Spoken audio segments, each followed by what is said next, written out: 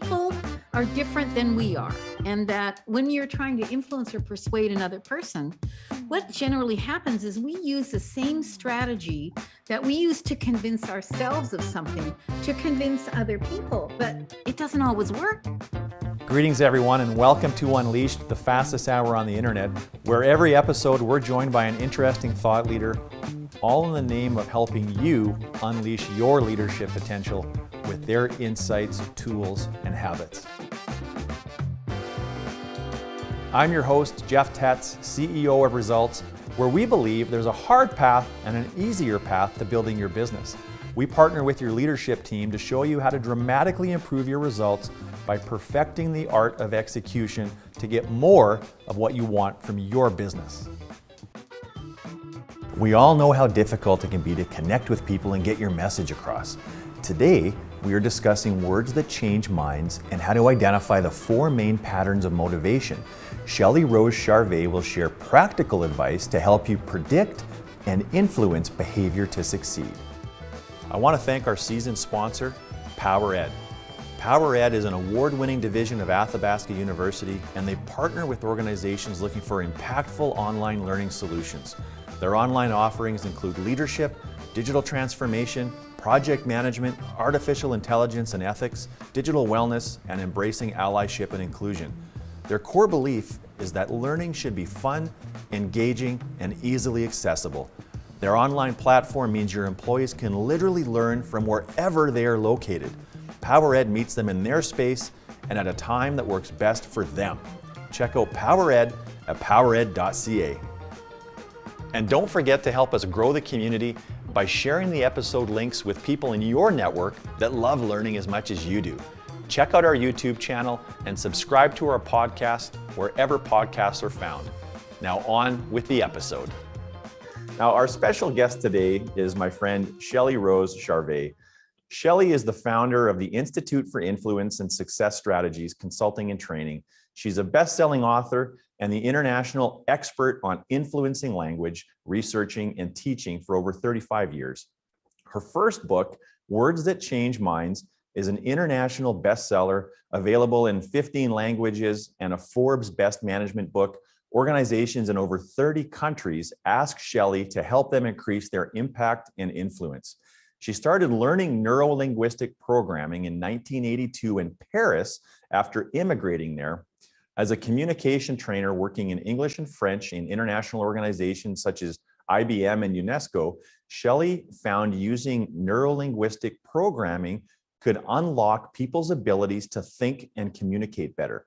As part of her training, she was introduced to Roger Bailey's language and behavioral profile, better known as the LAB profile, and it set her on a decades-long journey of discovery and development of tools to help people get their message across.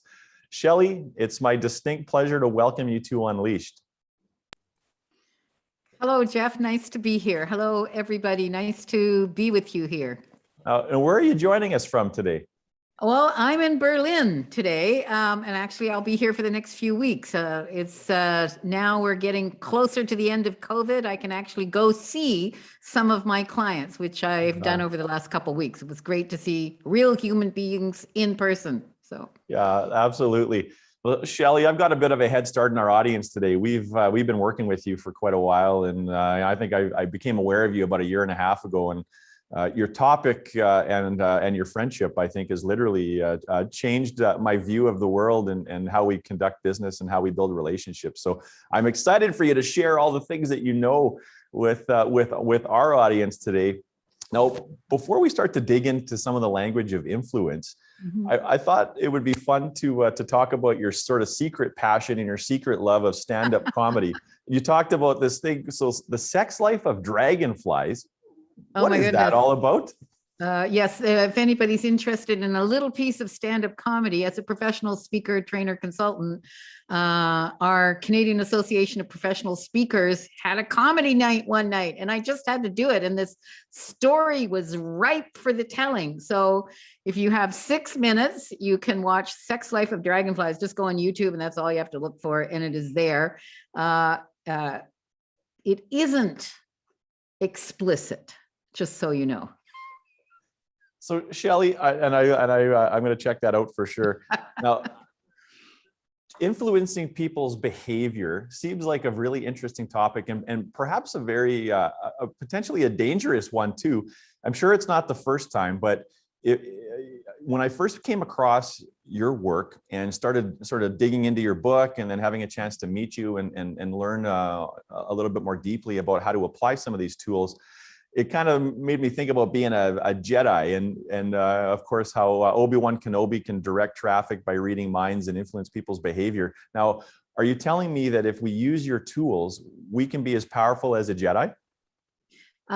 Yes, you can. And you can be a good Jedi or a bad Jedi. A tool is just a tool. A skill is just a skill.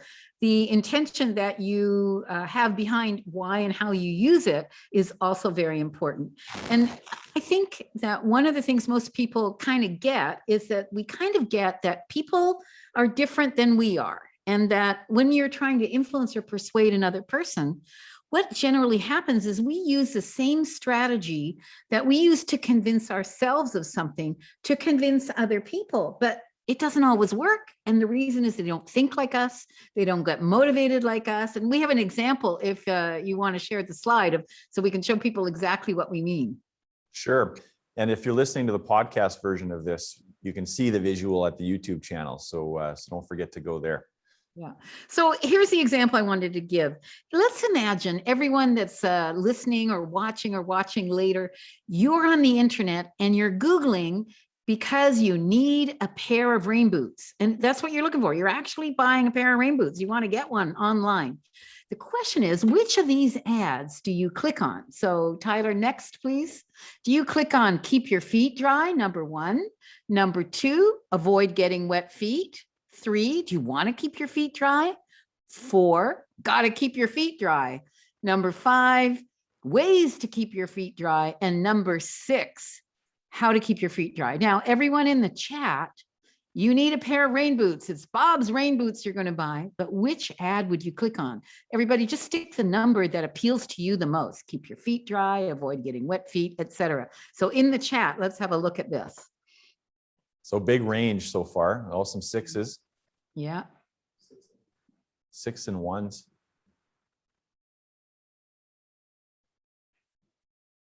Okay, very interesting. Notice that there's a broad range here. There's a higher number for 6 and number 1, but there's a pretty broad range of what people are clicking on. Yeah. Hi, Tim. I see you there. Yeah. So what does this mean? Well, what it means is different language appeals to different people and they think differently about it. So Tyler, if you can click the next slide, let's explain what it is. These are, wait a second there. Yeah, these are motivation triggers.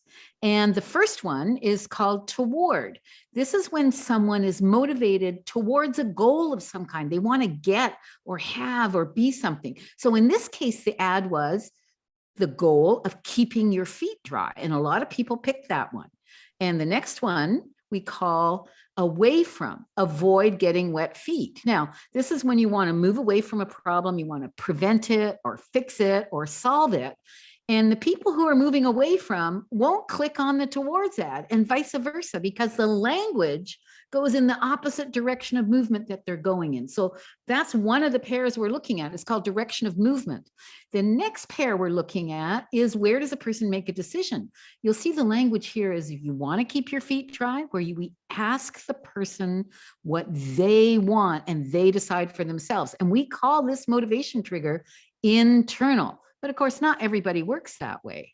Some people are looking for outside information and guidance. We call this external.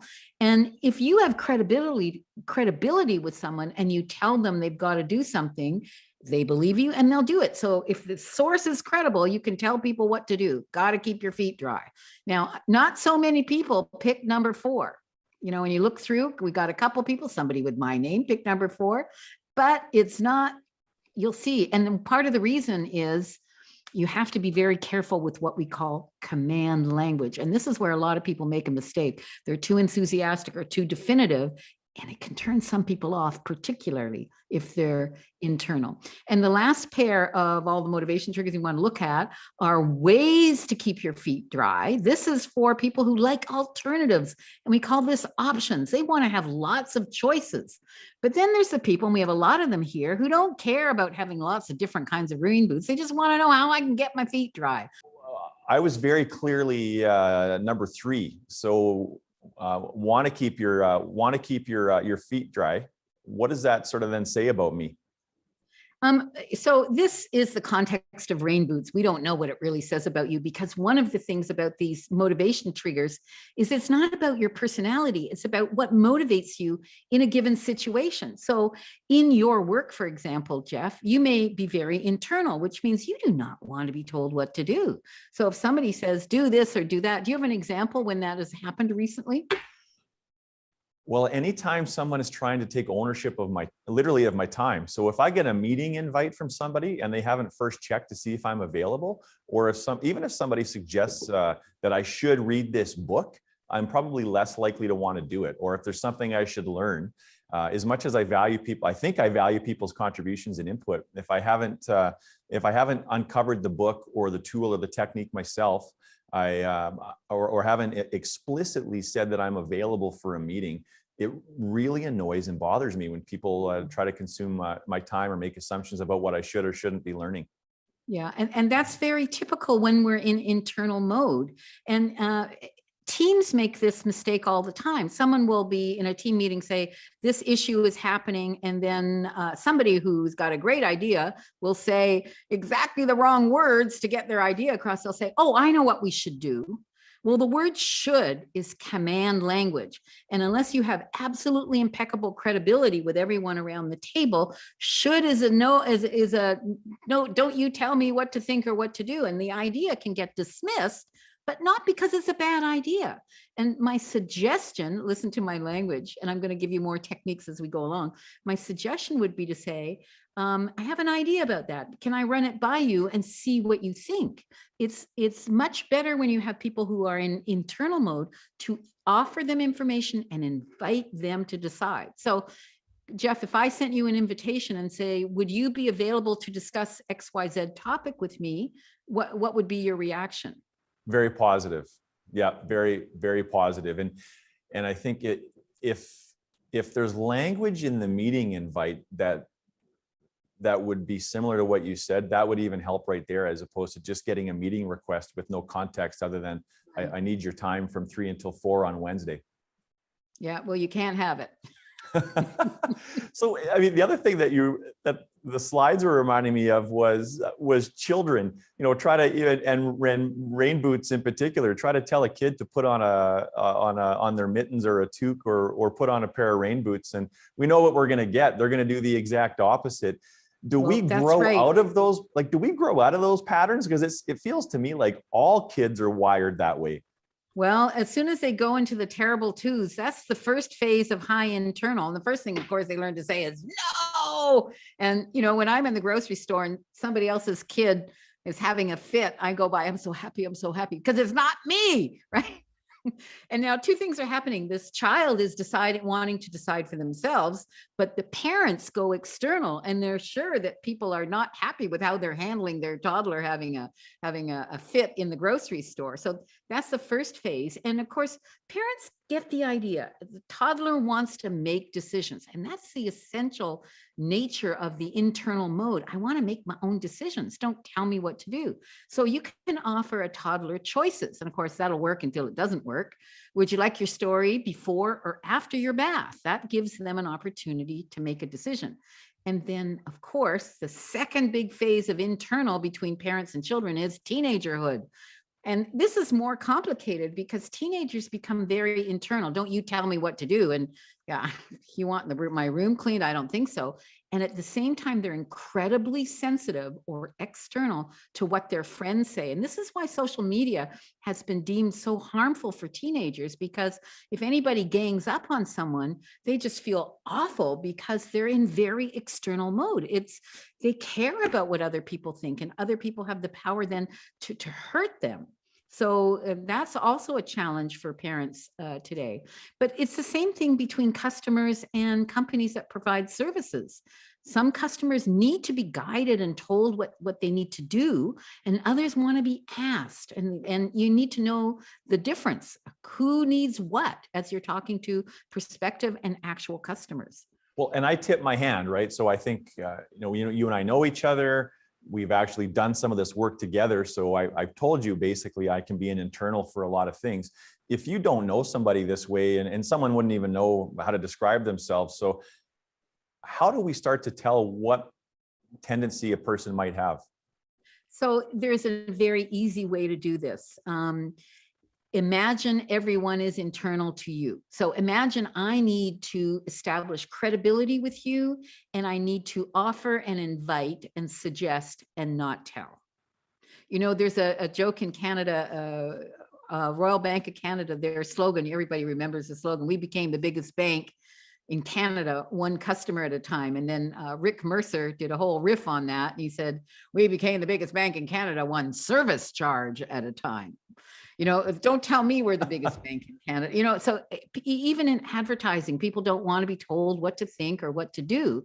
But if you offer a suggestion and invite people to decide, imagine everyone's external and you give them a suggestion and invite them to decide, what do you think about that? Does that sound like it would fit for you? And if the person turns to you and goes, I'm not sure, what do you think? Then you know they're external to you and they actually want guidance from you. But if they go, oh yeah, let me think about it, they're internal and they'll think about it. So the fail-safe is imagine everyone needs the language of suggestion and invitation and not command language or too much enthusiasm, et cetera. And then the person will show you. Yeah, and so a person has to be very deliberate then about practicing this then. So how do you suggest that a person, like what are the first few steps that someone that wants to start getting good at using the language of influence, what should they do? Well, and this is, there's a learning curve. I've just given you hints about how to observe internal and external and what to look for, and then how to change how you speak. There's also a number of questions you can ask. So let's imagine I'm talking to a prospective customer and I want to know if they're internal or external with regards to me as a person. And we're talking about their needs. I can find out what's important to them by saying, well, what do you want to achieve here?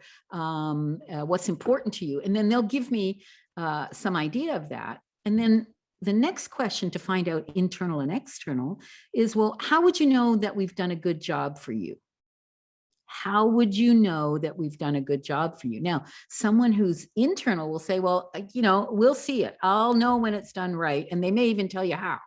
But someone who's more external will talk about external evidence. So they'll say, for example, well, we'll have good feedback from our customers. My team will be happy and they'll tell me. So the evidence comes from the outside for external and they decide, and they may even point to themselves. They decide if it's internal, and that can give you an indication. So that's what I talk about in the book is the procedure is you ask a question, listen to the answer, and then you have the language that you need to use. Shelley, does it change during the sales process? Because it occurs to me that to get somebody to pay attention to your company and in the first place might take a different language and a different motivation than when they're getting close to making a purchasing decision. Yes, and that's absolutely true, particularly if there's a lot of steps to go through to make a decision. If it's I need it, don't need it, quick decision, that may not be the case. But when somebody's actually going through a process, they may start the process. Remember, we just talked about away from and toward. They may start looking for a solution because they suddenly realize there's a problem. So they're very away from, they go, oh no, we can't put up with this any longer. I got to find a solution. And they're looking around and they're moving away from the problem. Or someone may may decide they want something at the beginning, like at the beginning of looking for something because they have a goal. And I have an example of this in the small business in the construction area. One of my neighbors who have coffee with when I'm home at Tim Hortons in the morning, there's a bunch of us that get together. Now we can get together again, fortunately. And he is an engineer and he designs and then subcontracts to builders sunrooms. And I asked him one day, because he told me he got his business by Google Ads. And I said, well, can you show me your Google Ads? I'm curious to see what language you use. And all of his language was toward in his Google Ads. Do you want more light in your home? Do you want more space? Do you want more this, more that? It's all about what you can get and have. And I said to him, do you know, I don't know if this is true for your prospective customers, your ideal customers, but maybe some of them don't want more light. Maybe some of them are fed up with the dark. Now, that may sound like we're saying the same thing, but we're not really, because some people are only motivated when there's a problem and they can't stand it anymore. Like, I only clean up my desk when I can't see anything and I can't find anything. I don't clean it up in order to be tidy. I clean it up in order to get rid of the mess. So we did an experiment, and I wrote some of the ads for him, and we did an experiment and placed all the ads at the same time, so people had equal opportunity to click on both ads. And I did, fed up with the dark, or you don't have enough space in your house. And they played both sets of ads. And what was interesting, and this is not the case for everybody, you kind of have to do the research. What was interesting is that the clicks were almost half and half, which means up until that point, he was probably missing close to 50% of interested prospects who at least wanted to go to the next step and find out more. That is powerful. So beta testing would be one strategy to try to figure out if you are missing part of the market. Because I think the default quite often, Shelley, is if we want to figure out why our customers buy from us, we go and ask our customers. But that only tells us part of the picture. So, so I can see how just surveying your customers wouldn't be the most effective strategy necessarily. Are there some other ways to find out if you might be missing out on a segment of the population because your messaging is not connecting with everyone? Well, if you do have some kind of outbound campaign or social media campaign, you can test these kinds of language. The first thing is you need to learn it. What's the difference between toward language and away, and language for internals or externals, and some of the other motivation triggers. But because you can do testing on the internet, it means it's incredibly powerful and quick. You just have to make sure you are differentiating in the language. Like, for example, who are your best customers? The people that are highly internal and they won't take recommendations. They just want what they want. Well, maybe you'd like your customers to be a bit more external to you. Well, you can call them, or maybe you can figure out, is that correct or is that not correct with them? And there's a number of different patterns that you can try out and see which works the best. Shelley, do you have some tips for testing that you've even got the language right? So I could totally see, because I do this myself actually. I'll put some information out on social media, for example, and I think that I've got one post that's away from and one that's towards, but I'm not always confident I've got the language right to properly test if I'm doing it correctly. So are there some tips that you might have to ensure that you're on the right path when it comes to using the right language? Yes. So away from language is all about what you don't want. You don't want to have a long sales cycle, or are you tired of doing the same thing over and over again when you know it could be automated? So that's things you want to get away from. And toward is what they want to have. So let's say you're selling automation. I'm just making this up. Automation can make your life easier and all your processes run smoother and enable you to scale. So you talk about the benefits or the problems you want to get away from and solve. Does that help? Yeah, that helps a lot. And I think there's probably some experimentation that is required in that messaging as well. Because you need to get the right thing. Like, you need to be talking about the thing that matters to them. Yeah. That's right, which is another reason to stay really close to your customers and really own the voice of the customers that you currently have, because you should be a lot more aware of what the problems they had when they started working with you and how well you've solved them. So, so that's important there. Now, there's another piece to this that I find really curious too, and it's that we don't stay the same for all things. So a person may be internal for one activity and they may be external for another. They may be toward and away depending on what the activity is. Can you talk about that dynamic a little bit, and then maybe some of the dynamics there? Yeah, there are personality tests that say you are this and you are that. And in my experience, most people who do these personality tests go, oh yeah, okay, but I don't always do that, do I? And I prefer to think about how we motivate ourselves and how we think and what's going to get us to act is very contextual. Like, so let's just take toward and away from, you know, why did you take your last vacation? Was it because you wanted to get away and get a break? Well, that's an away from vacation. Or what? Or did you want to go to the beach and do scuba diving? That's a toward vacation. And if you're in a family, it might be a good idea, just a suggestion, because I wouldn't tell you what to do, to discuss what the purpose of the vacation is. Is it a getaway or is it a go-to? So that would be one example. Another example, if everybody winds the clock back to when you were a student or when you were learning your trade, you know, there's two kinds of students. There's one kind of student that has to get something ready, has to hand in an assignment for January 21st. And on January 11th, they've done a plan. January 15th, they've done all the research. January 18th, they've done a first draft and they hand it in. And not very many people have the goal in mind, are toward about it. Most of them wait till the last minute and the threat of missing the deadline, and they just stay up all night for 2 nights and do the assignment. Now, most people, when they were students, were that away from, motivated by a threat kind of student. So as parents, yeah. Well, and I'm picturing these cold Canadian winters and why all the travel companies are predominantly, I think, in their advertisements saying escape the cold winter. So that's very intentional. And I think it is absolutely. And I think sometimes they make a mistake. They talk about going to the sun. I think they would get a better click rate in a country like Canada. They said, do you want to avoid the cold this winter? Yeah, well, that's for sure. You don't have to stay here.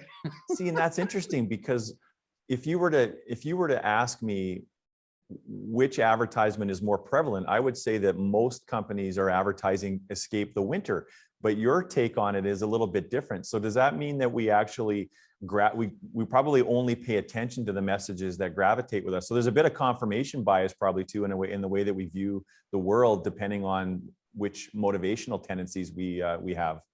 Well, there is until now. And now all of you are going to be aware of, oh, is Air Canada sending a go to the sun or escape the winter kind of things? I think we're all going to be aware of. And when you look at posters and when you watch commercials, are they showing you how to get rid of a problem, or are they showing you how to get some kind of benefit or advantage? Now, in your companies, and this has been, this may or may not be true for any particular industry, but it's something to think about.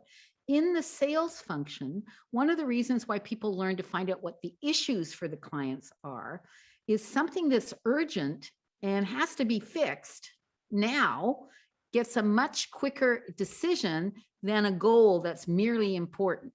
So, I mean, think about it. When we open our emails, we answer the emergencies first. We don't do the things that are going to move us ahead first. And it's a natural tendency.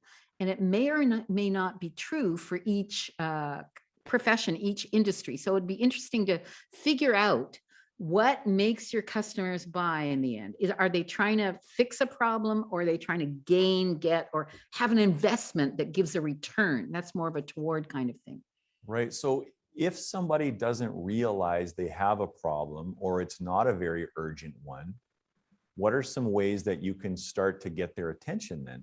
Right. And well, so one of the things you can do is ask a pair of questions. So, what is it you want? What's important to you? And then the question that finds out whether someone is moving toward or away from is, why is that important to you now? And if you say, well, we're trying to grow and we need to have these systems in place, that's a toward answer. Or they may say, we're trying to grow, and if we don't get these systems in place now, we'll be completely swamped. And then you can say, so you want to make sure you don't get swamped as you grow. So you go to their bus stop and talk in away from language. So the question is, what do you want, or what's important to you? And why is that important to you now? And they'll tell you whether they're moving toward or trying to get rid of a problem. And that just feels like massive opportunity to grow your business, Shelley, because, and I'm going to make a bit of a general statement right now, that in a lot of companies, we're closing the business where the customers have an urgent problem. It's painful. They know it's there. But if you could get better at attracting people that don't necessarily know they have a problem yet, and creating authentic urgency, but a long ways in advance of when they might normally feel it, I just think about all the untapped potential that could be out there to grow your business. Well, and absolutely. And you can even go a little bit further and say, well, if you don't have these systems in place, what's the danger in that? What's the risk in that? And people will tell you that. And then you can say, well, how big a risk is it? Right? Is it something that doesn't matter, or is it something that is going to be really problematic if you don't prevent this problem from happening? And you can hear I'm using all this away from language to see if there is a problem they want to move away from. And we do this in our own lives. We have goals to do something, but we don't follow through because they're not urgent. They're not screaming at us this morning. And then we feel bad because we're not moving towards our goals. Well, sometimes the thing that's going to make us jump into action is a problem. Can I do a personal example? Absolutely. Okay, Shelley wakes up one morning, gets dressed, looks in the mirror and goes, oh my God, my jeans have shrunk. Well, that's an emergency. Can't get in my clothes. So that's why every January people are joining the gym. It's because they can't get into their jeans, which have shrunk. And so away from is a good thing to get you started, but it's not great to keep you motivated. So if you have a long-term personal development goal or a long-term project, maybe the away from gets you motivated to start, but then you also need to have some toward. So, when you lose a couple pounds, you're not that motivated anymore, right? So have a toward goal that you really want to reach. And the research shows, and this is very interesting, and this was done by a friend of mine who worked for Nicoderm, the patch people. Yeah. They found out the difference between people who try to quit smoking and people who succeed. Well, the triers, they talk to themselves away from language. I shouldn't smoke. I should give this up. It's not good for me. Whereas the people who actually succeed at smoking do it a little differently in their head. For one thing, they have an image in their head of what they don't want, which would be, black lungs, unhealthy. When they look at that, and that pushes them away. But they also have an image of what they want to go toward, which is themselves looking happy and healthy and doing all the things they want to do and seeing their children get married and their grandchildren, et cetera. So they get push motivation and pull motivation. And the big difference seems to be having both motivations. This is a way for anybody to be more effective, like have a good reason to start and a good reason to keep going. And it's also a great way to listen to your clients and what they need. If they're constantly moving away from, they need a goal as well, because you can't just keep moving away from, right? You got to end up moving towards something, right? And that's the relationship that we have with our doctor, right? So we really only go to the doctor if we're not feeling well, and so that's a different motivator as opposed to when we're healthy. Same thing for, you're right, like fitness routines. And I think of that actually personally, because the reason that I keep going to the gym, even though most of the time I would prefer not to, is I think about when I'm 85 years old and the kind of life I want to be living if I'm fortunate to live to that age. So that is the reason I go to the gym. Toward language there, right? Yeah. Absolutely. So I can see how that plays that plays a big role in sticking with something. Yeah. So that's. Can you imagine going to your doctor and your doctor says, "What are your goals for your health?" That hardly ever happens. They go, "Okay, tell me what's wrong," right? And I mean, if you can get to see a doctor these days, yeah. Yeah. So, but should they be asking that question? That would be a very interesting thing to find out what people's goals for their health would. It would probably mean the conversation would be very different. Shelley, the other thing that most leaders are dealing with on a constant basis is giving and receiving feedback. What are the implications for using your models for feedback? Yeah. That's such an important function, and so many people are uncomfortable with that. And in fact, as leaders, we really need to be doing a lot of this, but we hate doing it because we've learned techniques that make people feel bad. I mean, most people have been trained to use the feedback sandwich, and you know what that is. It's say something nice, then stick in the criticism or the thing they need to improve, and then say something nice. And here's what happens. We've all been programmed now as a result of this to duck compliments, because as soon as someone says something nice to you, especially your boss, you go, okay, tell me what I did wrong.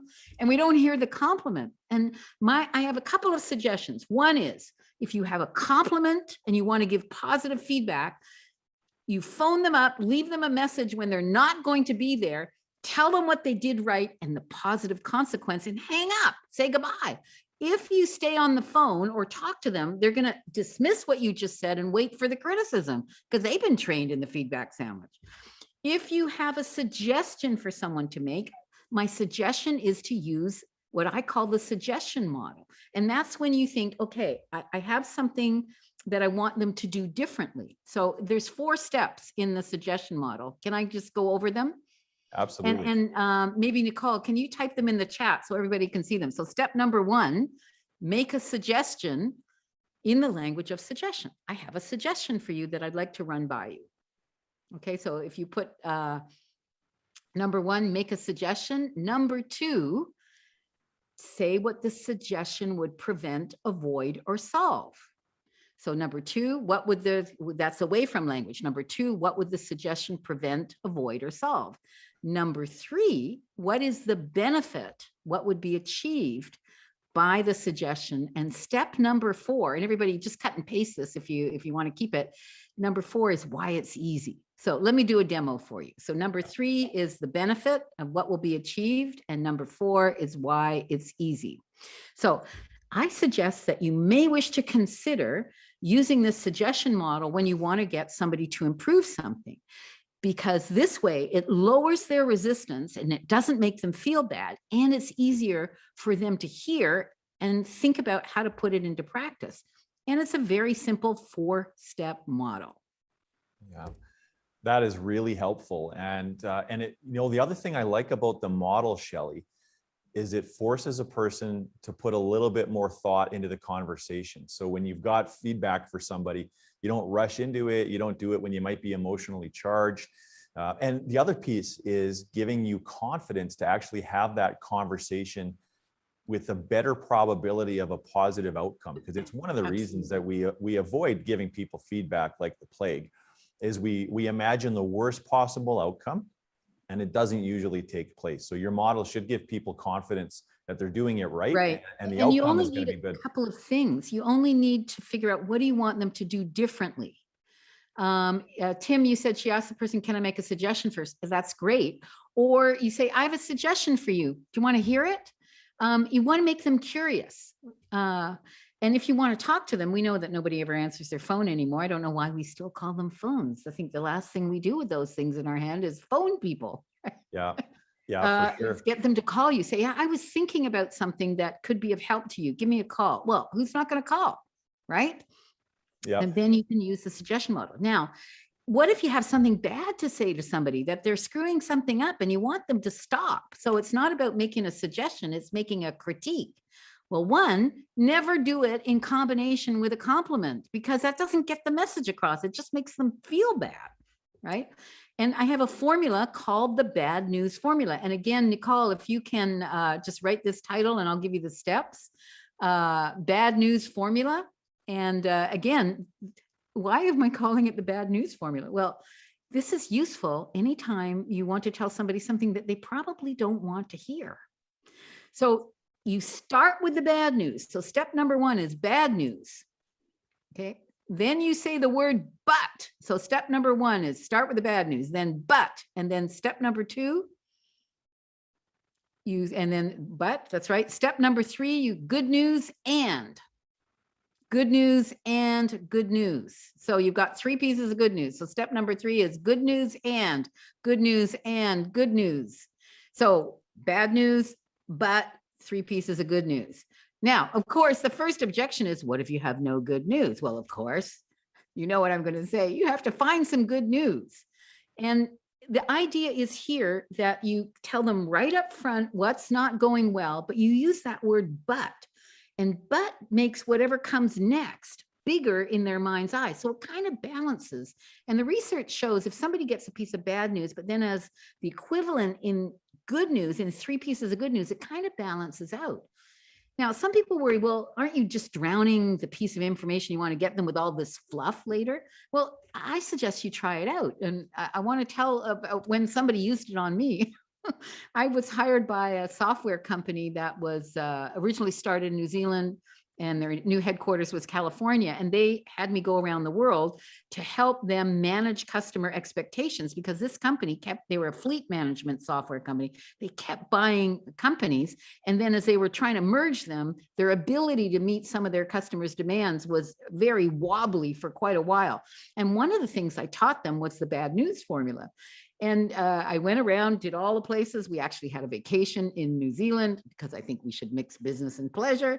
And so we came back, and 3 months later, they had not paid my bill. So I sent a little message to George in payables. I said, hey, George, I haven't received my check yet. And George wrote me back and he said, dear Shelley, I know you haven't been paid yet, but I'm seeing the VP of Finance this week, and I'm going to put your bill in front of them, and I can let you know as soon as I've done that, so you'll know when you get paid. So I'm alone in my office and I go, oh, okay. Wait a minute. So I wrote him, I taught you how to do that. That's right. And he sent That's me a back a great- smiley. So, Yeah. I mean, I'm the queen of this stuff and it works, right? Yeah, and I'm gonna tip my my hand here a little bit, but I use this formula constantly. And some of the ways that it shows up in business a lot is if somebody asks for a price increase, for an example, or somebody asks for you to deliver something that would be counterproductive. And the thing I like about the formula is the good news does not necessarily mean good outcome. It just means a positive step in the right direction. That example you just used is a good illustration of that. And Shelley, I don't know if you picked up on it or not, but I tried to use this formula with you yesterday when we were going back and forth about whether or not we could show your slides in a live show. So did that come across? Oh, you were good because or I did I didn't butcher notice. it? No, I did okay, yeah. Good for you, Jeff. You were very subtle because I didn't even notice. Yeah. So But the in other- sales, think about this. Yeah. The customer asks for something that you can't give. We call this scope creep in some fields where they, you agreed on this and now they want this, but they're not talking about paying you more. You can say, I can't do this for the same amount that we'd agreed to do the first thing. But what I can do is this, and I can do that, and I can do that. What do you think? And again, at the end, ask what they think. And that can be an extremely powerful thing. And I use the bad news formula several times a day. Yeah. Yeah. What about selling to difficult people? Because I think anybody that is in a sales profession or has to influence people to make a buying decision, you get to a point where you just know you could help somebody, but for one reason or another, you just can't connect with that person, or they're just really stubborn or difficult. Yeah. Yeah. Well, so question number one is, do you really want to work with this person? Fair question. Fair question. But let's imagine you do. And you can kind of guess what patterns they're running. They're probably in a very internal mode and very away from. So they notice all the things they don't like about what your offer is. Now, I had a client like this as a consultant who kept saying he wants to go ahead and have me do this research for them and have me do this consulting piece, but he never seemed to get over the threshold. And I realized that he was internal and away from, and he needed me to speak in that language. So I said to him, I hear what you're saying, that you'd like to go ahead, but there doesn't seem to be a good time. And then I really used some away from language. I said, it would be a shame if you wanted this done and it wasn't still done, like a year from now, simply because there was never what seemed to be the right time. And that's all I said. As an internal, he thought about it. I only offered it as grist for his mill. And he said, you know what? It would be a shame. That would be terrible if we were just in the same place as we are now when we could have done this. And he went ahead. Now, I'm not suggesting this is a miracle cure, but if we begin to offer people what they need in the language they need it makes it easier for them to make a decision. Oh, it makes it easier. Or it's not so hard for them to make a decision. Yeah. Right. What about Now, I have a tool that people might be interested in. Okay. It's available for email, and it's available in Windows. And if you go to libretta.com, this tool identifies those 6 patterns towards and away from, internal and external options and procedures in email, and coaches you on how to reply. And it even gives you feedback on your reply. So let me just type that in, and it's a subscription. I think it's $9 a month or something like this. Libretta is the name of the tool, and it's got 2 US patents on it, and it automatically shows you how to decode these patterns in email. Yeah, and then it'll make it automatic after a while too, which is great. Now, the suggestion model, I think, is really helpful, Shelley. but it occurs to me that you would use that in probably less intense scenarios. If there are more heated conflicts that might, even in the workplace, let's use that as an example, does the suggestion model still apply, or is there stronger language or some different techniques that you would advise people use? Well, I think the first suggestion, if it's a very emotional situation or where there's anger involved, is that not a lot gets solved when people are angry. And I think we all know that in our hearts and we know that in our guts. And so you first need to calm down. The second step would be to figure out what is important to you. What do you want? Because when you're angry, you're just angry. But somewhere behind that anger, if you listen to it, and ask yourself these questions, like, what is important to me here? You'll begin to get some clarity. And when you figure out what's important, it helps you make decisions about what you want to do. And so I think there's a piece of internal work when there's a lot of emotion involved or a lot of frustration. And that's okay. Let me go away. Let me calm down a bit and let me connect with myself and figure out, like, what is this frustration or this anger telling me about what I really want, need, want to avoid, or what's important? What lessons do I need to learn here? And I think the internal piece helps guide what you're going to actually say to a person. Yeah, I agree. There's bigger I think consequences to the language that we're using as well, Shelley, and these are just huge blind spots that you're uncovering for us today. There's a really interesting example in your book that you talk about, and it's the statistic that, at least at the time of publishing, 38% of startups are led by female entrepreneurs, but they only receive 2% of the venture capital. And you make the assertion it's because of language. Can you elaborate? Yes, this is a study done at Harvard University. It's very, very interesting. And they paid attention to the kind of questions that investors were asking founders of companies. And the questions they tended to ask men were, how do you plan on meeting your goals? How do you plan at winning in this space? The questions they tended to ask women were more about, how do you avoid failure? And now with our toward and away from ears, with our button on that we can hear that they were asking men more about how you plan to win, and they were focusing on failure and avoiding failure with the women. Well, it's not very inspiring to invest money in a person who's just told you how they'll avoid failure. And so what I would recommend is that if somebody asks you, how are you going to avoid failure? If you're doing a pitch for money, is that answer that question. Well, we've got plan A, B, C in place to make sure that doesn't happen. And then switch toward our goal is to do X. And here is how our plan, this is our plan on how we're going to get here. And that means the company is likely to get these kind of returns and do this kind of thing. You need to be able to be aware of it and turn it around. If the person is and that can really help women get more investment, because, and of course, it doesn't solve the problem of unconscious bias and conscious bias, which means I'm not giving my money to you because you a gal. That's not going to solve that problem. Yeah. But at least it'll make at least somewhat of an impact, and most progress, I think, is good progress in the long haul anyways.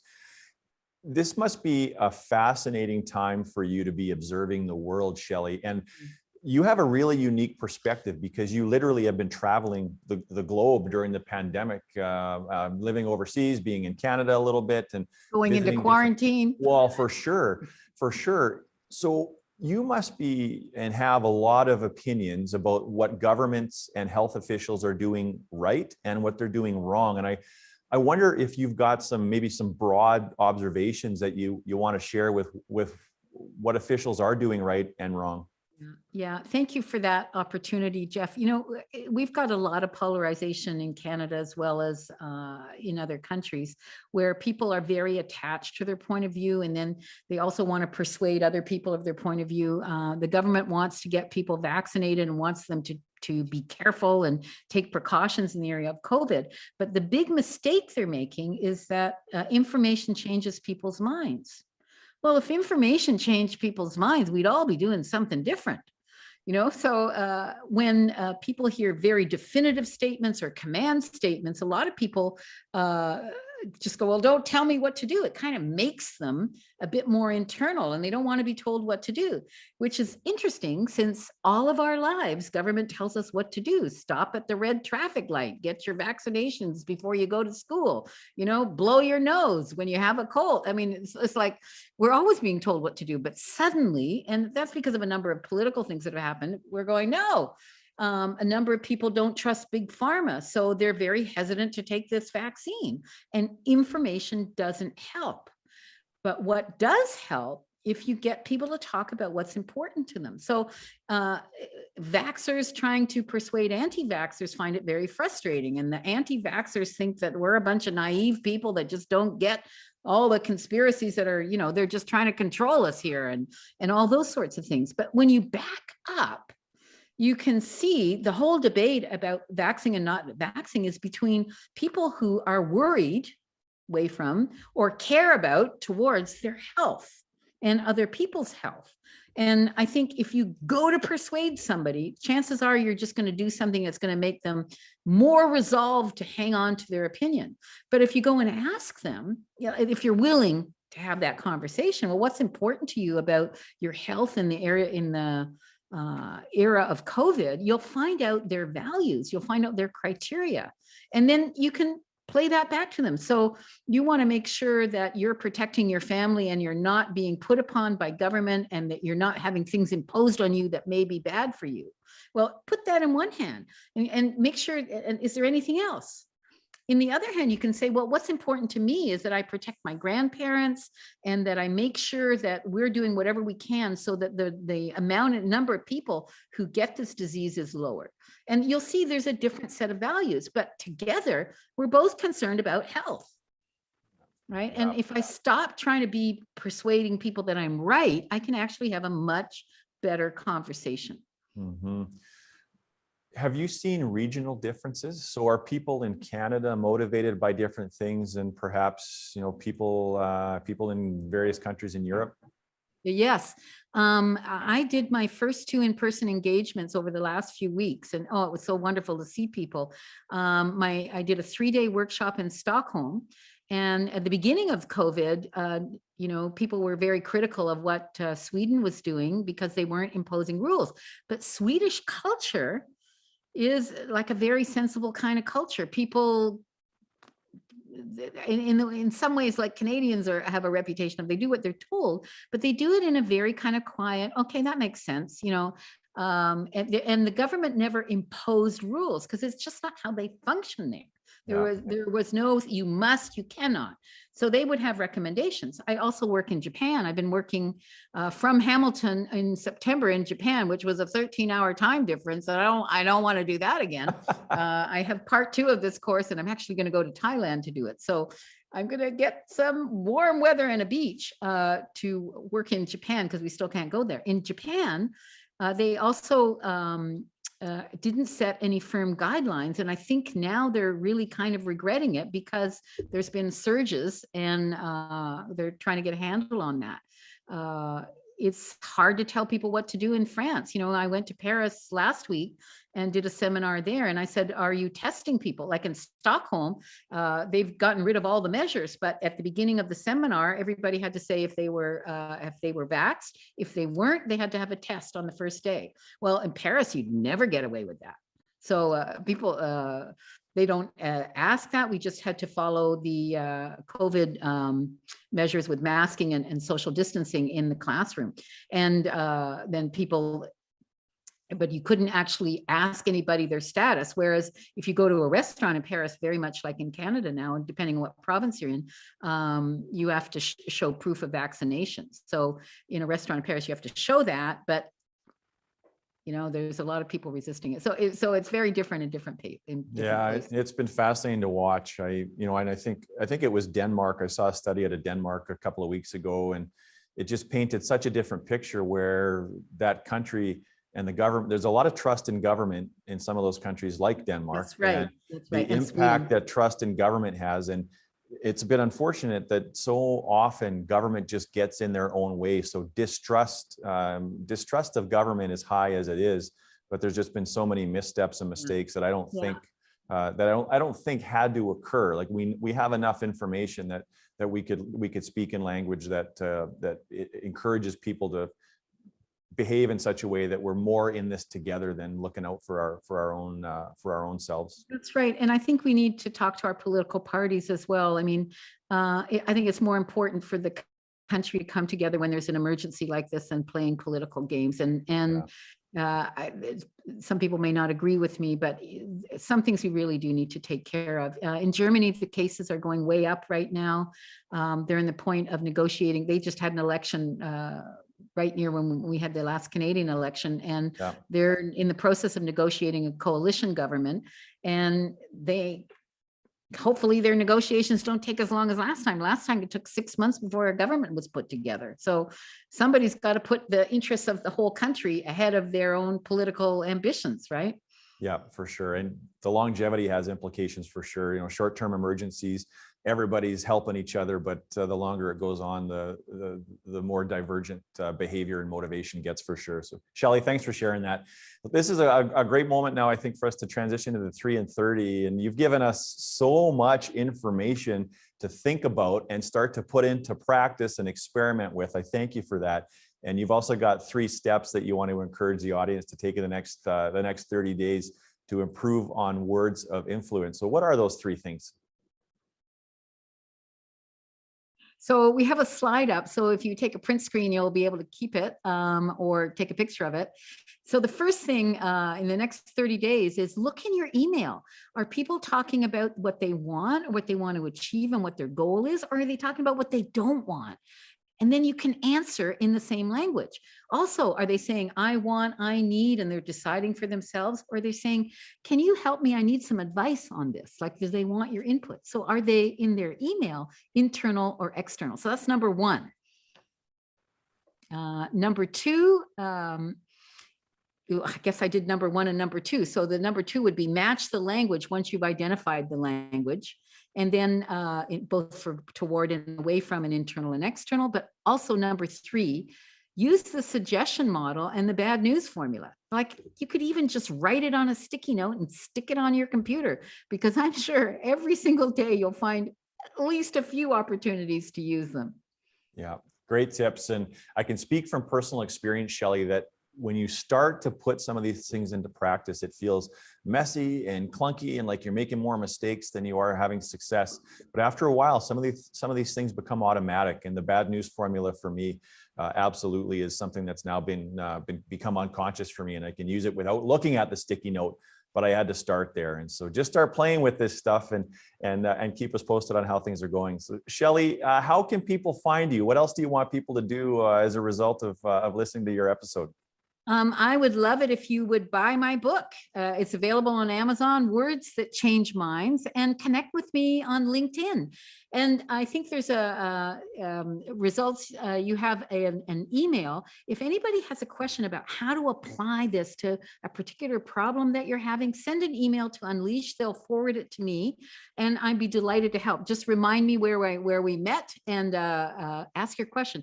Is there somebody that's very away from that is hard to motivate at work? Is there customers who are hard to deal with? These are the areas in which we can help people. info@unleashedresults.com. Thank you very much, Nicole. And check out my book and check out Libretta. It just may make your email a lot easier, because apparently 50% of email is misunderstood. Not the, can I meet you at 4? No, only at 2, but substantive emails. There's an awful lot of going back and forth, so that this can cut some of that down away from language and get you a better response in your email. So check out libretta.com as well. Shelley, thank you so much for that, and for your dedication and commitment to your craft, and for taking some time to share it with us today and our listeners. You've become such a great friend to our entire company, our whole team, and really a trusted advisor to us as well. So thank you for that. And for the audience, to stay connected, so for sure you can send an email to info@unleashedresults.com. If you've got questions about how to apply Shelley's framework, or any other questions about the show at all, send those to info@unleashedresults.com. And stay connected to us through all your various platforms, your preferred social channels. We're on all of them, so Twitter, Facebook, Instagram, LinkedIn, of course, and then please subscribe to our YouTube channel and our podcast, wherever your favorite podcast platforms are available. Thank you so much for tuning in. If you like what you saw, don't forget to share episode links with your friends and colleagues. And if you're ready to take the next step and you're part of a leadership team that you just know has untapped potential, don't wait another moment. Go to unleashresults.com and subscribe to our newsletter. We'll take care of the rest.